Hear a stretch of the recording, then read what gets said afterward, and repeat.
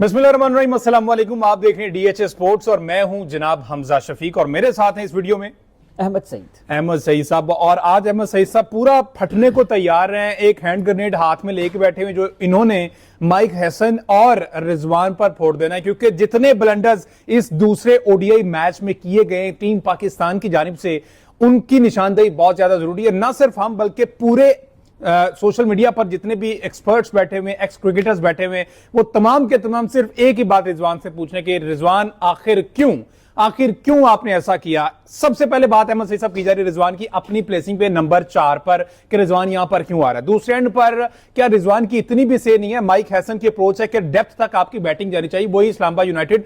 अहमद सईद साहब कुछ लोग तो ये भी कह रहे हैं कि जो इसका टीम पाकिस्तान का नाम है ना, वो यूनाइटेड पाकिस्तान रख दिया जाए, इंटरनेशनली इसको यूनाइटेड पाकिस्तान के, क्योंकि माइक हैसन की अप्रोच वही है। वो कहता है मुझे 7वें 8वें नंबर तक जनाब चाहिए बैटिंग। क्या उखाड़ लिया आपकी बैटिंग ने, 171 पर आपके 7 खिलाड़ी आउट हो गए। डीएलएस के तहत आपने 181-82 का टारगेट दे दिया, वो साइयां 5 विकेटों से पूरा कर लिया, क्योंकि आप भी 5 विकेटों से जीते थे, उन्होंने साहब बराबर कर दिया। अब तीसरे टी20 में अहमद सईद साहब इनको खासी मुश्किलात पेश आने वाली है। प्लस बाबर आजम पर दोबारा से बात हो रही है कि आखिर क्यों बाबर आजम का ट्रैक रिकॉर्ड एड्डे लंबे सफे भरे हुए हैं जनाब, उनके ट्रैक रिकॉर्ड के सफे तो, लेकिन ये है कि बाबर आजम इसमें नाकाम हो गए हैं। सबसे पहले अहमद सईद साहब जानने की मैं ये कोशिश करूंगा, लेकिन उससे पहले आपसे रिक्वेस्ट है कि हमारे चैनल को सब्सक्राइब कीजिएगा, वीडियो पसंद है तो लाइक कीजिएगा, शेयर कीजिएगा, कमेंट जरूर कीजिएगा, क्योंकि आपके कमेंट जो है वो हमारी इस्लाह करते हैं। अहमद सईद साहब, कहां पर आपको कमी नजर आई? क्या लगता है कि दूसरा ओडीआई मैच जो है हमने जीत जाना था, लेकिन रिजवान ने अपनी प्रेस कॉन्फ्रेंस में कहा है, पोस्ट मैच में कहा है कि विकेट जो था वो एंड तक बहुत मुश्किल था, हमने मैच फंसाया हुआ था, लेकिन जब रदरफोर्ड और रोस्टन चेज ने एक्सलेट की इनिंग, तेज खेलना शुरू किया, वहां पे हम बेबस। आपको क्या लगता है एक बॉलर की कमी थी हमें? देखें, जब आप उन लोगों को जिनकी दिमागी सलाहियत जो है वो गली क्रिकेट खेलने वाली है, उनको जब आप इंटरनेशनल क्रिकेट खेलने के लिए भेजे तो फिर यही होगा। और ये गलतियां, ये जो ब्लंडर्स ये लोग कर रहे हैं, ये कोई नई बात नहीं है, ये तो पिछले तवील अरसे से जो है वो चीजें होती आ रही हैं। रिजवान की कप्तानी की अगर आप बात कर रहे हैं तो आपको याद होगा कि रिजवान जो ऑस्ट्रेलिया और साउथ अफ्रीका में सीरीज जीते थे, उसमें रिजवान पूरी बॉलिंग लाइनअप लेकर गए थे और उसमें उन्होंने 40 ओवर तक ऑस्ट्रेलिया की बैटिंग को ऑल आउट किया था। ये मैचेस आपने भी देखे थे, हमने भी देखे। बिल्कुल ठीक है। लेकिन जब से माइक हैसन आए हैं उस वक्त से ये लगता है कि मोहम्मद रिजवान ने अपनी उस इंस्टिंक्ट को कहीं कॉम्प्रोमाइज किया है, और वो भी अपनी कप्तानी को बचाने के चक्कर में इस वक्त ज्यादा लगे हुए हैं, बजाय कोच को खुश कर दो मेरी कप्तानी बची रहे, बजाय इसके कि जो उनका अपना एक स्टाइल था क्रिकेट खेलने का, जो जिसकी वजह से वो कप्तान भी बनाया गया। उनके बारे में लोगों का ये ख्याल था कि निडर हैं, ये फैसला लेने की सलाहियत रखते हैं, ये अपने फैसले के ऊपर जम के और खड़े होने की इनके अंदर सलाहियत जो है वो मौजूद है। लेकिन यहाँ पर हमें लगता है कि मोहम्मद रिजवान ने जब से माइक हैसन आए हैं उन्होंने इस बात के ऊपर कॉम्प्रोमाइज किया है, और उन्होंने भी ये बात कोच की मान ली है कि 3 बॉलर खिला लो और उसके बाद थोड़े ऑलराउंडर जिनको थोड़ी सी बैटिंग करनी आती हो, थोड़ी सी बॉलिंग करनी आती हो और थोड़ी सी फील्डिंग। उनमें से कौन है जिनको थोड़ी सी बैटिंग थोड़ी सी बॉलिंग करनी आती है? देखिए, मोहम्मद नवाज का नाम सबसे पहले मेरे ज़हन में आ रहा है, क्योंकि मोहम्मद नवाज के अगर आप यहाँ पर ये जो स्कोर कार्ड है इसको अगर मैं आपके सामने पेश करूं तो मोहम्मद नवाज ने जो बॉलिंग की है 7 ओवरों में उन्होंने 17 रन दिए हैं और 2 खिलाड़ी आउट किए हैं। अच्छी बॉलिंग अच्छी है, लेकिन मोहम्मद नवाज जो है वो आपको इन पिचेस के ऊपर, वेस्ट इंडीज की पिचेस के ऊपर आपको बॉलर नजर आ रहे हैं। मोहम्मद नवाज अनफॉर्चुनेटली, आपने कभी देखा है मोहम्मद नवाज को 10वां साल मेरा ख्याल है क्रिकेट खेलते हुए, कभी उनका बॉल स्पिन होते हुए देखा आपने?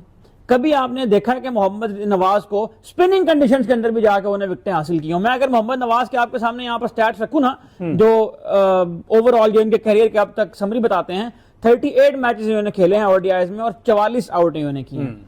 इन 44 में से 16 खिलाड़ी इन्होंने आउट किए हैं वेस्ट इंडीज के। अच्छा, वेस्ट इंडीज के खिलाफ इनकी ओडीआई में विकेटों की तादाद है 16, और उनमें से भी 7 खिलाड़ियों ने आउट किए हैं यूएई की पिचेस के ऊपर, जहां पर ये पीएसएल खेल के मकबूल हुए थे। और उस पीएसएल के अंदर भी इनकी सिर्फ एक खसूसियत थी, एक सलाहियत इनके पास थी कि ये तेज बॉल विकेटों के अंदर मारते थे आके, जिसको पिक करने में बैटर्स को मुश्किल हुई थी पहले 2-3 सीजन के अंदर। अब उसके बाद अगर आप बात करें कि मोहम्मद नवाज की जो सलाहियत है ना, श्रीलंका की कंडीशन स्पिनिंग कंडीशन कहलाती है, ऐसी है। इंडिया की कंडीशन स्पिनिंग कंडीशन कहलाती है। हाँ, बिल्कुल। इंडिया की कंडीशन में मोहम्मद नवाज ने 5 मैचों में सिर्फ 2 आउट किए हैं। अच्छा, श्रीलंका ये खेलने गए, वहां इन्हें 3 मैच खेले, सिर्फ 2 आउट किए, और मोहम्मद नवाज इस टीम में बतौर चौथे बॉलर के खेल रहे हैं। अच्छा, वो जो आपने बात कर दी ना शुरू में कि हमारे पास बॉलर कम था, भाई 5वें बॉलर को तो बाद में बात करेंगे, पहले चौथे बॉलर की सलाहियत के ऊपर बात करें ना। आपका जो चौथा बॉलर है वो इतना लिमिटेड है कि जहां पर उसको पिच में जरा सा ग्रिप ना मिले और जहां पर ऑफ द पिच बॉल तेज ना जाए बैट्समैन की जानिब, वो तो फाइल हो जाता है वहां पे। इतना इतना ब्रेक होता कौन सा, अब मुझे ये मोहम्मद नवाज का पूरा करियर है, पूरा करियर मोहम्मद नवाज का। कोई एक मुल्क मुझे बताएं जहां पर मोहम्मद नवाज की बॉलिंग एवरेज 80 से नीचे हो, तैयारी पूरी करके आया। कोई एक। अच्छा। ऑस्ट्रेलिया में बॉलिंग एवरेज 89, इंडिया में बॉलिंग एवरेज 111, श्रीलंका में बॉलिंग एवरेज 63, यूएई के अलावा मुझे आप बताएं मोहम्मद नवाज ने कहां आउट किया? लेकिन अच्छा है ना, यूएई में आगे एशिया कप आ रहा है, उसकी तैयारी के लिए मोहम्मद नवाज को दोबारा से वापस लेगा यूएई में। और मैं आज बताऊं कि यूएई में अगर ये एशिया कप में मोहम्मद नवाज को ले जाएंगे तो वहां पर भी इससे परफॉर्म नहीं होना, क्योंकि वो जो 3-4 मैच होते हैं ना, जिसमें अभी पता लग रहा होता है बैटर्स को कि यार ये किस तरह का बॉलर है, वो अब लोगों को पता लग गया। हाँ। अबरार के साथ कल क्या हुआ मैच में, अबरार जब उनसे पिक हो गया है ना, रदरफोर्ड और जो रॉस्टन चेज, उसके बाद जो उनके साथ बैट्समैन खेल रहे थे, वो जब उनसे पिक हुआ है ना, तो उन्होंने उसको, जो उसने अंदर बॉल कराने की कोशिश किया, उसको उन्होंने स्वीपें मारी हैं। इसका मतलब ये है कि बैट्समैन को ये पता लगना शुरू हो गया था कि इसका बॉल कहां आ रहा है, रीड कर रहे थे। तो ये तो पूरी सलाहियत है आपके उन बॉलर्स की जो आपकी टीम का हिस्सा हैं। अभी तो उन पे हम बात नहीं करते कि आपने 5 रेगुलर बॉलर क्यों नहीं खिलाए, बाकी रह गए हसन अली और शाहीन शाह अफरीदी। Hasan Ali premium fast. जी हाँ, हसन अली की ओडीआई में आपके ख्याल में कितनी बॉलिंग एवरेज होगी हसन अली की? इतना अरसा हो गया पाकिस्तान से खेलते हुए। हसन अली की एक रोजा क्रिकेट में 30 की बॉलिंग एवरेज है, और ये पाकिस्तान के फर्स्ट चॉइस बॉलर्स हैं। अच्छा। शाहीन अफरीदी का इयान बिशप ने उसने दिखाया स्टैट, ये आपके सामने आज, आप भी इसके ऊपर काफी अनुमाई फराहम कर रहे थे। 35% बॉल थी इनकी 2021 में जो 140 प्लस थी, उसके बाद से निकाल के देखें 2022 में 11% है, 2023 में 8% है, 2022 में 4% है, और 2025 में इंप्रूव होकर थोड़ी सी ये 9% तक आई है कि ये वो परसेंटेज अच्छा, है। वैसे क्या रीजन क्या पेश कर रहे हैं फास्ट बॉलर्स को भी आपने सुना होगा, वो क्या कहते हैं कि शाहीन अफरीदी क्यों, क्योंकि 2020 से लेके आज 5-6 साल हो गए हैं, ठीक है, अब वो ग्रेजुअली डिक्रीज हो रही है इंप्रूव होने की, जबकि उनका वो जो पोलियो वाला बॉलर है जसप्रीत बुमराह, वो अगर रिहैब करके वापस आया था तो उसके में काफी ज्यादा इंप्रूवमेंट थी, उसमें वेरिएशन थी, पेस थी, इवन शमी वापस आया। रिहैब करके आए थे, पैट कमिंस जब रिहैब करके वापस आए थे, उनकी बॉलिंग पहले ज्यादा बेहतर हो गई थी।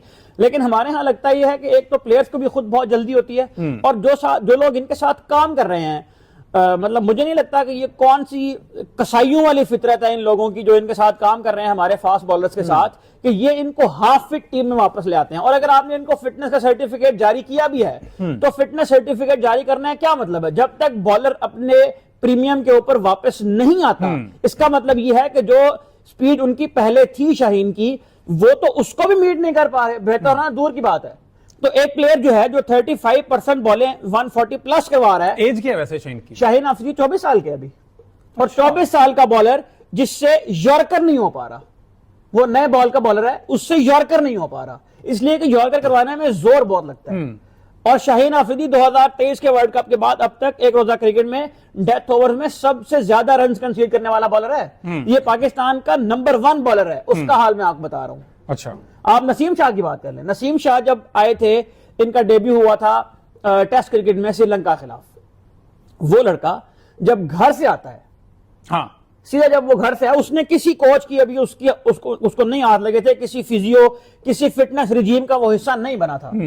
वो लड़का जब घर से आया तो उसकी रॉ पेस जो आ रही थी 148 एवरेज आ रही थी उसकी पहले ओवर में, जब उसने डेब्यू किया। Average speed red ball cricket में। और अब लगता है कि नसीम शाह जब बॉल करा रहे होते हैं, जब मौलाना प्लेयर होते हैं, तो ऐसा लगता है कि बहुत ज्यादा वेट कैरी किया हुआ उन्होंने, बहुत मुश्किल से जबरदस्ती भाग रहे हैं। 135 से नीचे की बॉलिंग करवाया नसीम शाह, ज्यादातर स्लोअर वन मार रहे हैं। तो भाई इतना अरसा गुजर गया, 4 साल हो गए हैं इन बॉलर्स को। अच्छा, स्लो वन T20 में तो कामयाब है, चलो समझ आती, 4 ओवर आपने कराने, आपने स्लो रन का सहारा लेके आपने जरा टाइम गुजारना है, ओवर गुजारने। ओडीआई और रेड बॉल में मैंने देखा है कि ये अब इनमें भी स्लो वन यूज करने लग गए। इसकी क्या टैक्टिक्स हो सकती है? वही पेस से जान छोड़ाना कि स्लो वन करके जरा सीधी सी बात है ना, लॉन्गर फॉर्मेट है। लॉन्गर फॉर्मेट में आपको सबसे पहली बात तो ये है कि आपकी जो मसल मेमोरी है ना, वो उस तरह से बिल्ड होनी चाहिए। शाहीन ने कोटा पूरा किया पिछले मैच में। शाहीन कल 7 ओवर का उनका कोटा होना था, बारिश की वजह से 7 ओवर लाओ, 6 ओवर उन्होंने करवाया शाहीन अफरीदी ने। लेकिन सवाल यह है कि जो पिछला एक 4-5 साल का इनका पूरा करियर है, जिसमें ये पीक पर बॉलिंग करते आए हैं 2019 के वर्ल्ड कप से लेकर अब तक की अगर हम देखें, तो आप ये देखें कि अगर हम इनका कंपैरिजन करें उन बॉलर्स के साथ जिनको हम ग्रेट्स कहते हैं और जिनको हम अपना बेंचमार्क समझते हैं पाकिस्तान में फास्ट बॉलिंग का, उन्होंने अगर 10 ओवर भी करवाने होते थे वनडे क्रिकेट में, तो वो 35-40 ओवर नेट में करवाते थे जाकर। वसीम अकरम और वकास यूनुस पूरा दिन टेस्ट मैच में बॉलिंग करते थे। बिल्कुल ऐसे ही, माजी इसीलिए की उनकी तो आप रिलेट नहीं कर सकते। उनकी जो मसल मेमोरी थी वो उनका साथ देती थी। मसला ये है कि ये 5वें ओवर में दाखिल हों तो इनकी जो बॉडी है ना, वो जिस पुरानी गाड़ी खड़कने किस्म से आवाज आती है ना, तो इनके 5वें ओवर में उस तरह की आवाज। अच्छा, एंड पर सिर्फ मुझे ये बताओ कि ये जो माइक हैसन ने अप्रोच ये यूज कर रहे हैं कि हर मैच में वो ना कोई तब्दीली लेके आते हैं, जिसमें हम देखो नसीम को खिलाया, इसमें नहीं खिलाया, शायद इंजरी या व्हाट्सएवर, लेकिन T20 में भी हमने देखा तब्दीलियां। अब क्या साहिबजादा फरहान का ऊपर एक दफा ट्राई करके देख लें, क्या ख्याल है? देखिए साहिबजादा फरहान मेरा ख्याल है कि अभी उनको ओडीआई में वो शायद कंसीडर नहीं कर रहे हैं, क्योंकि उनको T20 के स्पेशलिस्ट बैट्समैन के तौर पर वो लेकर आए हैं। और ओडीआई में साइम अयूब और अब्दुल्ला शफीक जाहिर है कि ये फर्स्ट चॉइस हमारे ओपनर्स हैं। फखर नमान जब वापस आ जाएंगे तो फिर ये एक प्रॉपर ओपनिंग तो बन जाएगी। लेकिन मामला ये है कि जिस तरह से प्लेयर्स को यूज किया जा रहा है, जिस तरह से मोहम्मद रिजवान की आपने बिल्कुल ठीक निशानदेही की है।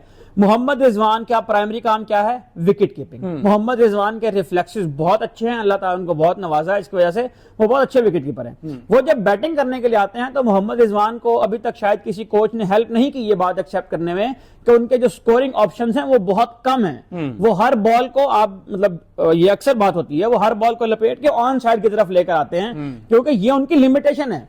तो जब मोहम्मद रिजवान को सलमान लियागा एक प्रॉपर बैटर है, हुसैन तलत एक प्रॉपर बैटर है, तो रिजवान को ऊपर आने की क्या जरूरत है? रिजवान को ऊपर आने की क्या जरूरत है? कमेंट में जनाब अपनी राय से भी हमें आगाह कीजिएगा। वीडियो जो है ड्यूरेशन बहुत लंबा हो रहा है, तो अगली वीडियो में मजीद इसको डिस्कस करेंगे। स्पेसिफिकली रिजवान की चौथी पोजीशन जो है इसको डिस्कस करना बहुत ज्यादा जरूरी है, क्योंकि अगेन बात फिर वही आ रही है कि रिजवान जो है वो अपनी कप्तानी बचाने और कोच को खुश करने में लगा है। क्योंकि पहले मैच में उसने 50 भी की, लेकिन 50 स्कोर करने के बाद भी डॉट बॉल खेलते हुए रिजवान नजर आए, तो स्ट्रगल चौथी पोजीशन पे कर रहे हैं। आपके नजदीक रिजवान की पोजीशन कौन सी होनी चाहिए, इस पर अगली वीडियो में हम बात भी करेंगे। हमें दीजिए इजाजत, अल्लाह हाफिज।